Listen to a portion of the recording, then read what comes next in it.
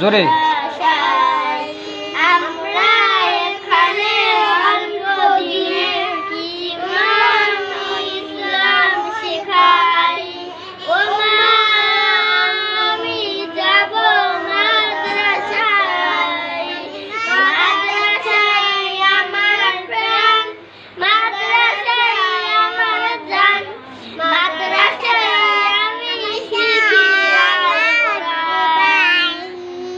মরণের পরে আমার কবরে সঙ্গী হবে আল কুরআন।